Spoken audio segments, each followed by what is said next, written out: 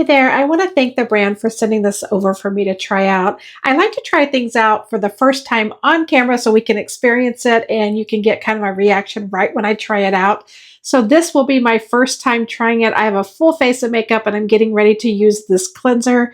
It is a cucumber cleanser, and I liked when I first looked at the ingredient list. The first ingredient is purified water. The second ingredient is cucumber. So that made me feel good. So I am going to start washing my face and then I will tell you about it and we'll see how it works. I do want to show you up close.